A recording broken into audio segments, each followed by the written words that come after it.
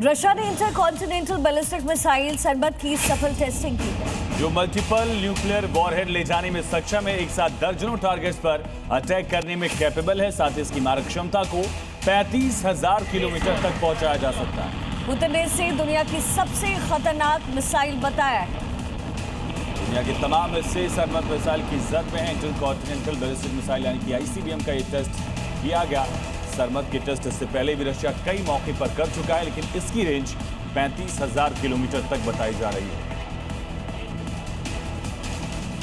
सरमत missile को America और यूरोपीय देशों के लिए खतरे के तौर पर देखा जा रहा है, क्योंकि ये इंटरकॉन्टिनेंटल बैलिस्टिक मिसाइल एक साथ कई लक्ष्यों को निशाना बना सकती है। सरमत एक न्यूक्लियर कैपेबल मिसाइल है जो नॉर्थ और साउथ पोल दोनों को निशाना बना सकती है। 10 मीट्रिक टन तक पेलोड ले जाने में सक्षम, एक साथ दर्जनों न्यूक्लियर वॉरहेड को ले जा सकती है। पुतिन ने इसे दुनिया की सबसे खतरनाक मिसाइल बताया है, क्योंकि इसे रडार और एंटी मिसाइल सिस्टम को चकमा देने में भी महारत हासिल है। मथुरा के संत प्रेमानंद महाराज के दरबार में पहुंचे एक भक्त ने उनको अपनी किडनी देने की पेशकश की है। किडनी देने की पेशकश करने वाला शख्स कोई और नहीं बल्कि एंटी टेररिस्ट फ्रंट के अध्यक्ष MS बिट्टा थे।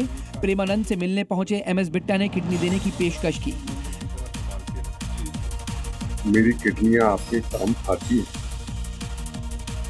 तो मुझे बड़ी खुशी होगी। राम जन्मभूमि का निर्माण भी, वाराणसी का कॉरिडोर भी, मथुरा और काशी बाकी है, 370 धारा भी। प्रेमानंद महाराज से बिट्टा ने इस निस्वार्थ भाव की सराहना की, लेकिन किडनी लेने से विनम्रता पूर्वक इनकार कर दिया।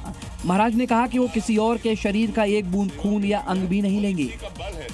उत्तराखंड की चारधाम यात्रा शुरू होने के साथ ही श्रद्धालुओं की रिकॉर्ड भीड़ अपने इष्ट देवों के दर्शन के लिए उमड़ पड़ी। 19 अप्रैल को शुरू हुई चारधाम यात्रा में 10 मई तक यानी कि 22 दिनों में तकरीबन 10.5 लाख श्रद्धालु दर्शन कर चुके हैं, जिसका अंदाजा इस बेकाबू भीड़ को देखकर आसानी से लगाया जा सकता है। ये नजारा सोनप्रयाग में देखने को मिला। यहाँ इस छोटे से स्ट्रेच पर ही हजारों की संख्या में लोग नजर आए। पूरे रास्ते की स्थिति क्या होगी, अब जरा सोचिए। गाड़ियों के हॉर्न की आवाज को सुनिए, बाइकों की आवाज को सुनिए। लोग बड़ी संख्या में स्कूटर और बाइक पर सवार होकर यहाँ पहुँच गए हैं। कई कारें भी नजर आ रही हैं, जिसमें महिलाएं भी हैं तो बच्चे और बुजुर्ग भी शामिल हैं। अचानक हुई इस भीड़ की वजह से इस बार कैरिंग कैपेसिटी की व्यवस्था को खत्म करना बताया जा रहा है, जिसमें थोड़े थोड़े अंतराल पर भीड़ को आगे बढ़ने दिया जाता था।